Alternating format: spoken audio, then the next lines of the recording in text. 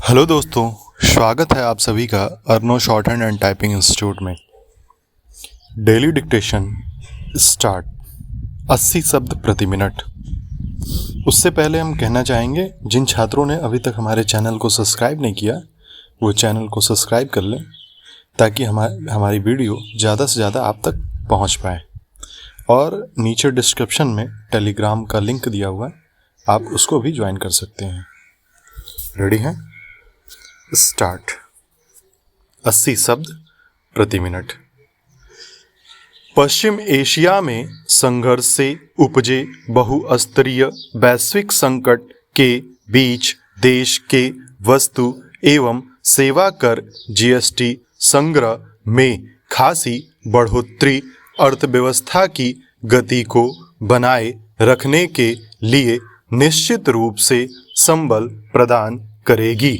इससे सरकारी कोष को मजबूती मिलेगी और विकास से जुड़ी नीतियों के निर्माण में भी आसानी होगी। जब सरकार के पास पर्याप्त पूंजी का प्रावधान होता है तो नागरिकों के लिए मूलभूत सुविधाओं का सृजन या विस्तार की सेवाओं को जमीन पर उतारने में आर्थिक बाधाएं खत्म हो जाती हैं। जीएसटी संग्रह में 8.7% की वृद्धि दर्शाती है कि उपभोक्ता बाजार में उत्साह बना हुआ है और लोग सामान एवं सेवाओं पर खर्च कर रहे हैं। सरकार के स्तर पर इस बढ़ोतरी को पिछले वर्ष लागू किए गए जीएसटी सुधारों से जोड़कर देखा जा रहा है, मगर इसका एक पहलू यह भी है कि इन सुधारों से व्यापारी वर्ग से लेकर आम आदमी को एक तरफ राहत जरूर मिली है, लेकिन दूसरी तरफ उनकी मुश्किलें बढ़ी हैं। सरकार की ओर से शुक्रवार को जारी आंकड़ों के मुताबिक बीते अप्रैल में देश का जीएसटी संग्रह बढ़ाकर 2.43 लाख करोड़ रुपए के रिकॉर्ड स्तर पर पहुंच गया है। इससे पहले जीएसटी का सर्वकालिक उच्च संग्रह अप्रैल 2025 में 2.23 लाख करोड़ रुपए से अधिक रहा था। इस बार घरेलू लेन देन से सकल राजस्व 4.3% बढ़कर 1.85 लाख करोड़ रुपए से अधिक रहा, जबकि आयात से जीएसटी संग्रह 25.8% की वृद्धि के साथ 57,580 करोड़ रुपए पर पहुंच गया। इससे स्पष्ट है कि आयात से जुड़ी गतिविधियों में इजाफा हुआ है, जो वैश्विक अस्थिरता के बीच राजस्व प्राप्त करने के स्तर पर तो उत्साहजनक हो सकता है, लेकिन आत्मनिर्भरता के मोर्चे पर यह देश के कमजोर पक्ष को दर्शाता है। इसके साथ ही घरेलू लेन देन और आयात आधारित राजस्व के बीच बढ़ा अंतर नीतिगत पुनर्मूल्यांकन की जरूरत की ओर इशारा करता है।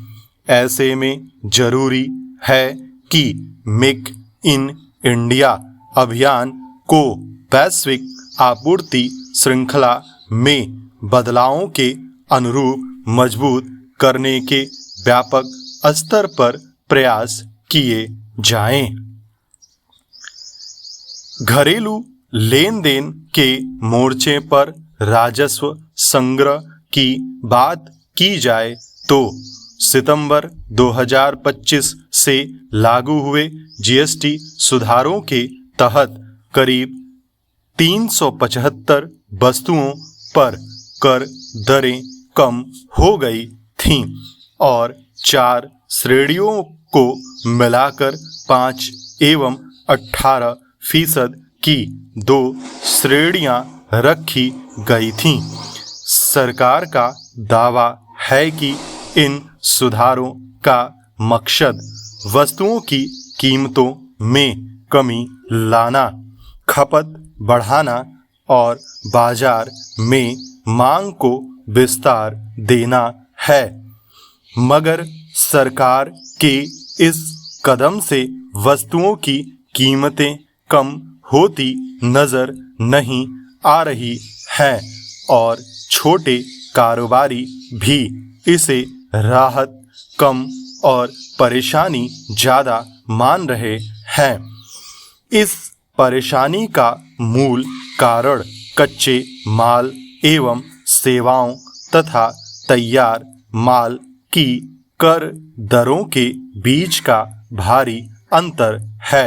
यानी कई तरह के कच्चे माल को जीएसटी की 18% की श्रेणी में रखा गया है, जबकि उससे तैयार माल पर 5% कर निर्धारित है।